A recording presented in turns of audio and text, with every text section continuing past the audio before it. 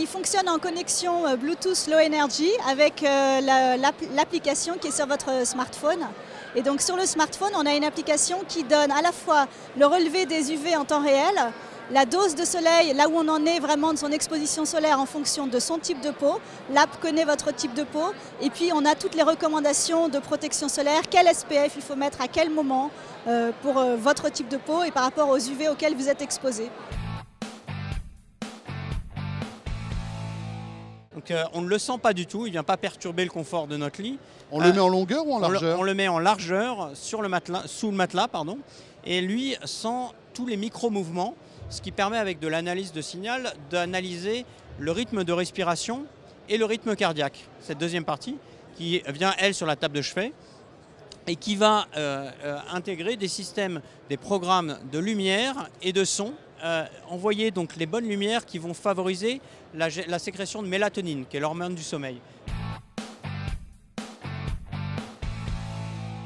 Regarde, voilà. On va le soulever parce que je le connais bien celui-là. Vas-y, accroche-le. Et je lui accroche. Voilà. Le tracker. Je lui accroche son petit bracelet, son petit tracker sur le collier. Alors à quoi ça sert ça? Il bave un peu ton chien. À quoi ça sert le petit produit violet là? Et ben comme les bracelets connectés qu'on utilise nous, hein, à compter les pas du chien. Voilà, mesurer l'activité physique de votre chien. Ou de votre chat, ça donc, marche aussi pour les chats. S'il prend un peu de poids, à mon avis, ça vaut le coup de lui mettre ce petit tracker. Mais c'est pas terminé, il y a le GPS pour chien. Exactement, alors cette petite boîte qui est ici, là, ça c'est le GPS pour chien. C'est toujours important d'expliquer ce que nous faisons. Les réformes, elles ne sont pas toujours connues, ou bien connues, bien comprises. Donc les réformes que nous menons en matière d'amélioration du fonctionnement du marché du travail, pour améliorer la compétitivité. Et les interlocuteurs que je rencontre ici sont très intéressés et ravis de savoir ce que nous mettons en œuvre. Si Netflix veut s'implanter dans un marché, effectivement, il faut qu'ils acquièrent des droits sur un certain nombre de catalogues. Ça, c'est pas à l'État d'intervenir là-dedans, c'est à eux de voir comment ils gèrent leur stratégie d'un point de vue financier, d'un point de vue de logique d'acquisition. Vous avez participé à la conception de ce mini-drone. En fait, chez Parrot, vous avez pris le gros et puis vous l'avez rapetissé, c'est ça? C'est un peu ça, on a vraiment compacté la technologie Parrot et on l'a mis dans un petit drone. Alors qu'est-ce qu'on peut faire avec ce mini-drone? Bah, on peut voler, c'est un quadricoptère, on peut voler, on peut faire des acrobaties comme le premier, c'est toujours aussi simple à piloter. Et en plus, on a rajouté des petits trous qui nous permettent de rouler au sol, de rouler sur les murs, les plafonds et de donner toute une autre dimension au vol du drone Parrot. C'est vraiment un jouet, hein? C'est un jouet, c'est assez fun, oui. Regardez par exemple, eh bien comment ça s'appelle ça, le tambour, hein? Non, voilà. Pas le tambourin, la grosse caisse. La grosse caisse. Ouais, donc la batterie. Voilà. Vous avez le synthé derrière, vous avez aussi la guitare. Eh bien, tous ces instruments ont été imprimés en 3D.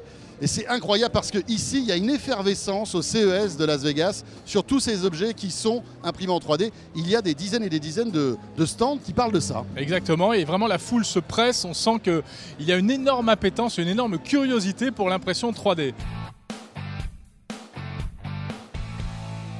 Tous les mouvements sont pris en compte dans l'espace. Donc tu es dans ton cockpit là, parce que c'est le jeu qui s'appelle F-Valkyrie qui est vraiment génial. Dans ton cockpit, tu regardes partout, tu peux tirer tout autour de toi et tout. Enfin, franchement, c'est la même chose que la Wii à l'époque. Enfin, c'est une complète révolution du jeu vidéo et je pense que tout le monde va acheter ça. Ce qui est formidable, c'est que ce bonhomme, il a inventé ça seul dans son garage. Il est venu le présenter à John Carmack, qui est l'inventeur de Doom, voilà, qui a tout de suite fait tourner le Quake Engine dessus. Ce qu'il y a de plus fort, c'est chez LG qu'on l'a vu, Jérôme, avec une télé qui est courte mais qui peut redevenir plate simplement en appuyant sur le bouton d'une télécommande. C'est extraordinaire, tu dis chez LG, mais pas que. Samsung fait la même chose exactement au même moment, c'est d'ailleurs amusant. Donc le meilleur des deux mondes, on passe d'un téléviseur plat à un téléviseur incurvé ou le contraire, juste en appuyant sur un bouton de la télécommande. Là chez Samsung, c'est un téléviseur 85 pouces LED. LG fait encore plus fort, Jérôme, avec un téléviseur 4K OLED incurvé et encore une fois, qui peut devenir plat simplement en appuyant sur un bouton. Ce qui est vrai pour la France est vrai pour l'Europe. Il y a très peu de start-up allemandes, il y a très peu de start-up anglaises, il y a très peu de start-up françaises qui sont devenues des grosses boîtes. En France, il y a deux exemples, il y a Dassault Systèmes et Gemalto. Il y a des exemples en Angleterre, il y a des exemples en Allemagne, mais ça se compte sur les doigts d'une main ou de 2 mains par pays. Alors qu'en Israël, à Taïwan, il y en a beaucoup plus. Donc il y a un déficit européen de, peut-être pas du nombre de startups, mais de savoir, par les entrepreneurs européens, développer des boîtes de taille.